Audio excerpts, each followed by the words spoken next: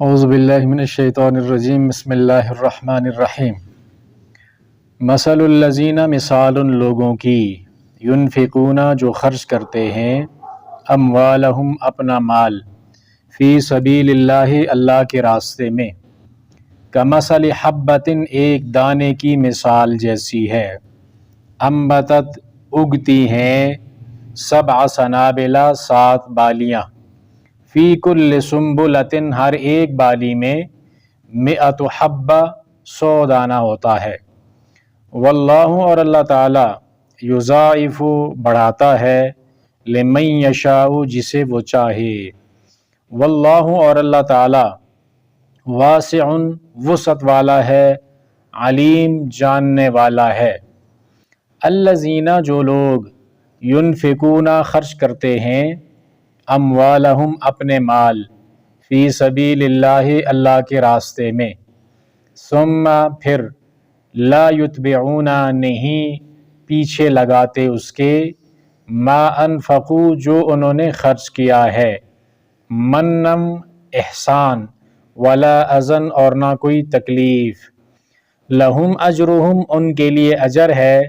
عند ربہم ان کے رب کے ہاں، ولا خوف علیہم اور ان پر کوئی خوف نہیں ہوگا، ولا ہم یحزنون اور نہ وہ غم کریں گے۔ قول معروف اچھی بات، ومغفرۃ اور معاف کر دینا، خیر بہتر ہے، من صدقۃ اس صدقے سے، یتبعها جس کے پیچھے ہو، اذن ازار ثانی، واللہ اور اللہ تعالی، غنی بے پرواہ ہے، بے نیاز ہے، حلیم بردبار ہے۔ مثل الذین ینفقون اموالہم فی سبیل اللہ کمثل حبۃ انبتت 7 سنابل، وہ لوگ جو اللہ کے راستے میں مال اپنا خرچ کرتے ہیں، ان کی مثال اللہ تعالیٰ نے اس طرح سے دی ہے کہ جیسے ایک دانے کی مثال ہو، جو دانہ زمین کے اندر جب بویا جائے تو اس سے 7 بالیاں نکلیں، اور فی کل سنبلۃ 100 حبہ ہر ایک بالی کے اندر 100 دانہ ہو، یعنی ایک کے بدلے میں 100 دانہ نکلے۔ اب سورۃ البقرہ میں پیچھے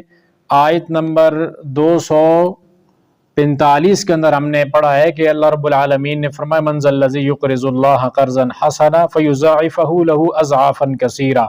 کہ اللہ تعالیٰ کو کوئی اگر قرض حسنہ دے گا تو اللہ تعالیٰ اس کو بڑھا چڑھا کر اس کے لیے رکھے گا، اجر اللہ رب العالمین کے ہاں بہت زیادہ ہے جو لوگ اللہ کے راستے میں اپنا مال خرچ کرتے ہیں۔ اب یہاں پہ اس کی مثال دے کر اللہ تعالیٰ نے سمجھایا کہ اللہ کیسے بڑھائے گا آپ کے صدقے کو۔ اس صدقے کے بڑھانے کی مثال ایسے ہے کہ جیسے کوئی ایک دانہ زمین کے اندر بو دے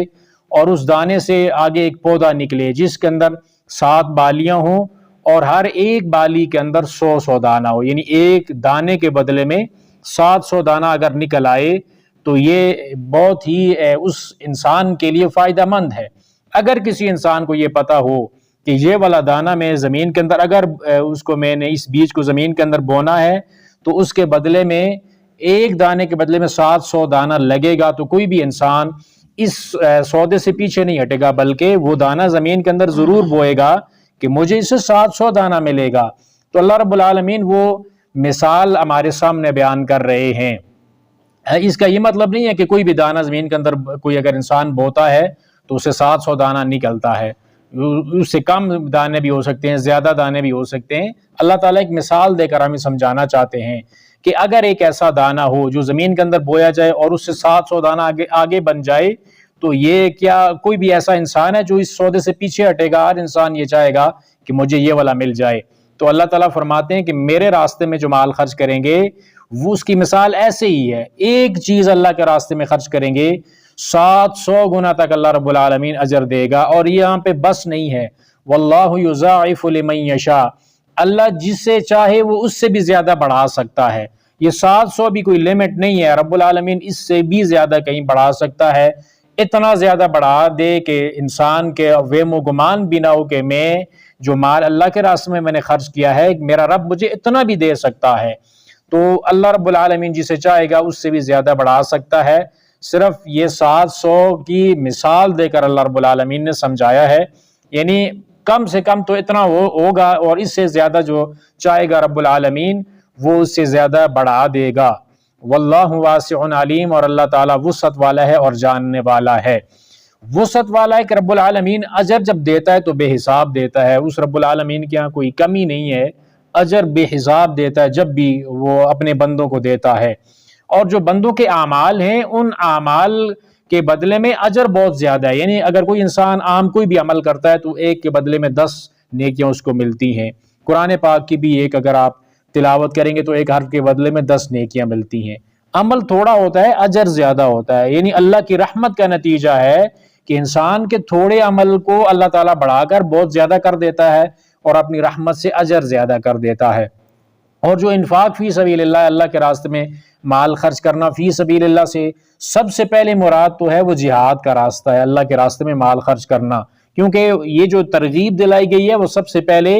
اسلام کو جب مال کی ضرورت تھی تو وہ جہاد فی سبیل اللہ ہی تھا۔ جب غزوہ بدر میں، غزوہ احد میں، اور اس کے بعد جتنے بھی غزوات ہیں، غزوہ تبوک کو دیکھ لیجئے، وہاں پہ مال کی ضرورت بہت زیادہ تھی، تو وہاں پہ سب سے پہلے جو ترغیب مسلمانوں کو دلائی گئی ہے وہ جہاد فی سبیل اللہ کے لیے ہی دلائی گئی ہے۔ اور اس فی سبیل اللہ سے مراد دیگر تمام جتنے بھی مصارف ہیں جہاں پہ رب العالمین کا نام ہوتا ہے، جو اللہ کی رضا کے لیے خرچ کرنے کی جگہ ہیں، وہ ساری کی ساری اس کے اندر شامل ہوتی ہیں۔ تو جب بھی انسان اللہ کے راستے میں مال خرچ کرتا ہے، اللہ کے نام پہ انسان مال خرچ کرتا ہے، تو رب العالمین 700 گنا یا اس سے بھی کہیں زیادہ بڑھا دیتا ہے۔ اور اللہ وسعت والا ہے، ساتھ میں اللہ نے اپنی علیم صفت کا ذکر کیا ہے کہ اللہ جانتا بھی ہے، یعنی وہ دیکھتا ہے دلوں کی نیتوں کو کہ انسان نے کس نیت سے مال اللہ کے راستے میں خرچ کیا ہے۔ اگر اس کی رضا، اللہ رب العالمین کی رضا کے لیے، رب کو راضی کرنے کے لیے اس نے اپنا مال خرچ کیا ہے تو رب العالمین اس کو بڑھا چڑھا کر دے گا، اور اللہ کے دربار میں جب انسان جائے گا تو بہت زیادہ اجر و ثواب اس چیز کا پائے گا۔ الذین ينفقون اموالهم فی سبیل اللہ ثم لا یتبعون منا ولا اذى لهم اجرهم عند ربهم، وہ لوگ جو اپنے مال اللہ کے راستے میں خرچ کرتے ہیں پھر اس کے پیچھے نہ تو احسان جتاتے ہیں اور نہ ہی کوئی کسی قسم کی تکلیف کسی کو پہنچاتے ہیں، تو ایسے لوگوں کے اجر ان کے رب کے پاس ہے۔ یعنی اجر کے لیے کیا ضروری ہے؟ پہلے اللہ نے اس اجر کو بیان کر دیا ہے کہ جو انفاق فی سبیل اللہ کی وجہ سے انسان کو ملتا ہے، جب اللہ کے راستے میں مال خرچ کرے گا تو اتنا زیادہ اجر جو اللہ تعالیٰ کی طرف سے بڑھا چڑھا کر ملتا ہے، اس کے لیے پھر آگے جو اس اجر کو ضائع کرنے والی چیزیں ہیں یہاں اس آیت سے آگے بیان ہو رہی ہیں، اور یہ تفصیل کے ساتھ صدقے کی بہت ساری آیات ہیں جس کے اندر صدقے کا ذکر ہے۔ تو جہاں پہ جو چیزیں صدقے کے اجر کو ضائع کر دینے والی ہیں، اللہ نے بڑی تفصیل کے ساتھ یہاں پہ ان کا ذکر کیا ہے۔ اس میں سے سب سے پہلی چیز جو انسان کے صدقے کو تباہ کر دیتی ہے، یہ والا اجر اس کا ضائع کر دیتی ہے، وہ احسان ہے، احسان جتانا کہ میں نے یہ مال خرچ کیا تھا۔ کوئی بھی انسان ہے، مثلا کوئی فقیر آدمی ہے، اس کے اوپر آپ نے مال خرچ کر دیا، اور جب بعد کے اندر وہ انسان کسی بھی مصیبت پریشانی کے اندر آپ نے دیکھا یا آپ کو مل گیا یا کوئی بھی ایسا معاملہ ہو گیا تو آپ نے کہہ دیا کہ یار تو وہ آدمی ہے کہ جس کے اوپر میں نے اپنا مال خرچ کیا تھا، احسان جتا دیا اس بندے کے اوپر، اس کا یہ والا معاملہ کرنا، یہ والی بات کہہ دینا اس کے سارے صدقے کے اوپر پانی پھیر دے گا۔ ولا اذن، اور نہ کوئی ایذا تکلیف کا باعث بننا، یعنی جہاں پہ انسان اللہ کے راستے میں مال خرچ کرے تو بھول جائے میں نے کہاں پہ خرچ کیا تھا، کون سے آدمی کے اوپر میں نے اپنا مال خرچ کیا تھا، اور کبھی بھی بھول چوک سے بھی انسان کی زبان پر وہ نام نہیں آنا چاہیے، خاص کر اس انسان جس کو انسان نے دیا ہے، اس سے کبھی یہ نہ کہے کہ میں نے تجھے مال دیا تھا، یا کوئی بھی اس کو تکلیف پہنچانے کی کوشش نہ کرے یا احسان جتانے کی کوشش نہ کرے، یہ انسان کے اجر کو ضائع کر دینے والی چیز ہے۔ اگر انسان نے اپنا مال اللہ کے راستے میں خرچ کیا، اس میں اس نے احسان بھی نہیں جتایا، کسی کو تکلیف بھی نہیں دی، تو اس کا اجر اس کے رب کے پاس محفوظ ہے۔ ولا خوف علیہم ولا هم یحزنون، نہ ان پر کوئی خوف ہوگا اور نہ وہ غم کریں گے۔ خوف کس چیز کا؟ کہ کوئی کسی قسم کے خسارے کا خوف نہیں ہے۔ جب مال اللہ کے راستے میں چلا گیا تو وہ مال محفوظ ہو گیا، اللہ تعالیٰ اس مال کو کبھی بھی ضائع نہیں کرے گا۔ اگر نیت اچھی ہے، اس کے اندر احسان مندی بھی نہیں ہے، تکلیف بھی نہیں ہے، تو یہ بالکل بے خوف ہو جائے انسان کہ مال اس کا محفوظ ہو گیا اللہ تعالیٰ کے پاس، اور نہ کسی قسم کا کوئی غم اور پریشانی ہوگی۔ دنیا کے اندر بھی جو مال اس نے خرچ کیا تھا، اللہ تعالیٰ مال میں برکت دیتا ہے، آخرت کے اندر اجر کی صورت میں اس کو وہ چیز مل جائے گی۔ تو اس انسان کو دونوں جانوں کے اندر انفاق فی سبیل اللہ فائدہ دے گا اور کسی قسم کی کوئی پریشانی اس انسان کو نہیں ہوگی۔ قول معروف و مغفرۃ خیر من صدقۃ یتبعها اذی، اچھی بات، نرم بات اور معاف کر دینا یہ بہتر ہے اس صدقے سے جس کے پیچھے کوئی تکلیف ہو۔ اب اس کا مطلب کیا ہے کہ اچھائی والی بات، نرم بات اور معاف کر دینا یہ بہتر ہے۔ جب بھی انسان جب بھی کوئی سائل کسی بھی انسان کے پاس مانگنے والا آ جاتا ہے تو اس میں کبھی کبھار ایسا بھی ہوتا ہے کہ انسان کے پاس توفیق نہیں ہوتی یا انسان اس کو دینا نہیں چاہ رہا ہوتا۔ دو صورتیں ہو سکتی ہیں کہ انسان کا دل نہیں کر رہا کہ اس بندے کو میں کوئی چیز دوں، وہ اس کی کئی وجوہات ہو سکتی ہیں، وہ سمجھتا ہے کہ یہ بندہ مستحق نہیں ہے یا ویسے دل نہیں کر رہا اس کو کچھ دینے کا۔ تو انسان کے دل کے اندر جب یہ بات ہے کہ میں نے اس کو دینا نہیں ہے، اگر نہیں دینا تو زبان سے کوئی بات نہیں نکالنی، نرم لہجہ اپنانا ہے، اس کو اگر وہاں سے دور بھی کرنا ہے، اس کو بھیجنا بھی ہے اور اس کو انکار کرنا ہے تو اس کے انکار کے اندر کوئی ایسی بات نہیں ہونی چاہیے جس سے مانگنے والے کی دل آزاری ہو۔ اکثر ایسا ہی ہوتا ہے جہاں پہ ہم یہ سمجھتے ہیں کوئی بندہ مستحق نہیں ہے، وہ مانگ رہا ہے تو ہم اس کو کیا کہتے ہیں، معاف کر یار، ہٹا کٹا آدمی ہے، جا کے کما کے کھا، یہ کیا آگے پیچھے مانگتا پھرتا ہے۔ تو یہ والی جو بات ہوتی ہے یہ اس اگلے بندے کو کیا کرتی ہے، غم کے اندر مبتلا کرتی ہے، جو سائل ہوتا ہے، سوال کرنے والا۔ تو اس سے اچھی بات کہنی ہے، اگر نہیں دینا چاہتے تب بھی اس سے کوئی ایسی بات کہی جائے کہ اس سائل کا، سوال کرنے والے کا دل نہ دکھے۔